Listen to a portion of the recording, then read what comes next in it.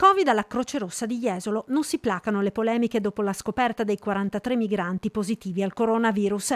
I contagiati sono stati trasferiti, gli altri 85 negativi al tampone sono in isolamento nello stabile di Via Levantina e la notizia rimbalzata sui media nazionali ed internazionali non sta certo facendo una buona pubblicità alla località balneare, tanto da far partire azioni legali.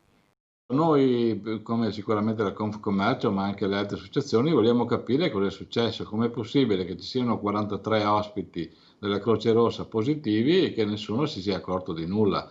Quindi ovviamente è una cosa che vogliamo capire, indipendentemente poi dalla richiesta danni o no, che se c'è qualche responsabilità è giusto che venga fuori. Però è anche giusto sapere e capire perché è successo questo e anche per evitare che succeda ancora. Quindi quello che stiamo chiedendo un attimino, che la Croce Rossa sia destinata eventualmente ad altre attività della Croce Rossa, ma non ad ospitare dei migranti.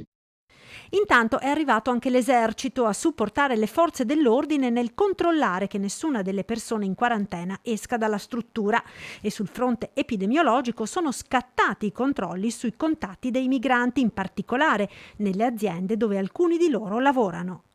Dal punto di vista epidemiologico non siamo preoccupati, nel senso noi adesso stiamo facendo le verifiche sulle aziende dove alcune di queste persone lavoravano, sono soprattutto aziende agricole del territorio, quindi stiamo vedendo tutti i contatti, come facciamo solitamente quando ci sono delle positività, e li stiamo portando con il nostro Dipartimento di Prevenzione per avere un quadro più generale.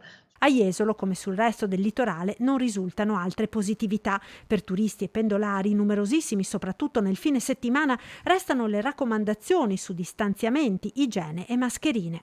Se la gente ci aiuta a ottobre ci saranno meno rischi, se non ci aiuta sarà forse un brutto autunno. Però ripeto, in questo momento la situazione dal punto di vista epidemiologico e sanitario è assolutamente tranquilla.